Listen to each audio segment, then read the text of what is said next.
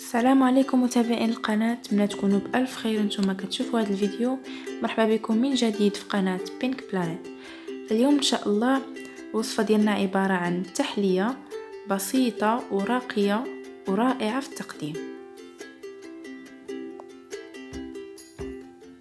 فبالنسبة للمكونات غادي نحتاج لتر الا ربع من الحليب بمقدار لتر ديال الحليب كتحيدوا منه كاس ديال العنبه، ثم نصف كأس ديال عصير الليمون بمقدار 2 ديال الحامضات معصورين، ثم السكر حسب الذوق. بامكانكم ديروا كاس كما بامكانكم ديروا نصف، كيبقى حسب الذوق. فالتحليه جد سهله في التحضير. كنوضع في خلاط كهربائي المقدار ديال الحليب اللي عندي، ثم كنضيف ليه السكر وكنضيف عصير الليمون.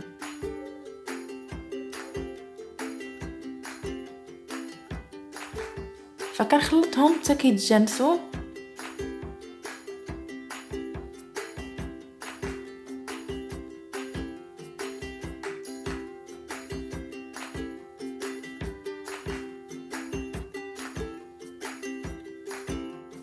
فكنحصلوا على خليط بهذا الشكل،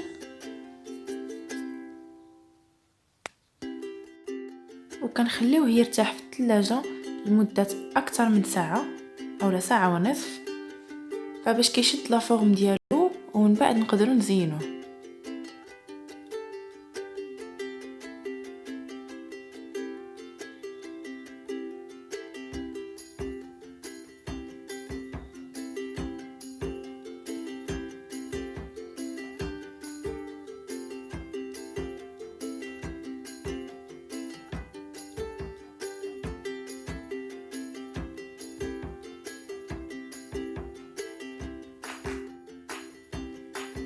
اذا هذا هو الشكل النهائي ديال التحليه بعد ما خرجتها من الثلاجه.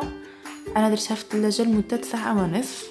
فكتلاحظوا معايا ان الحليب تختر وطلع للفوق اولا على شكل رايب، بينما عصير ديال الليمون كيهبط لتحت. فكيعطينا هذا الشكل، كيجي راقي في التقديم وزوين. والتزيين ممكن تستعملوا اي حاجه متوفره عندكم في البيت. انا هنا استخدمت اللوز ايفيلي. فهذه هي الوصفه ديالنا اليوم، نتمنى تعجبكم وتجربوها، تعطوني الاراء ديالكم في لي كومونتير،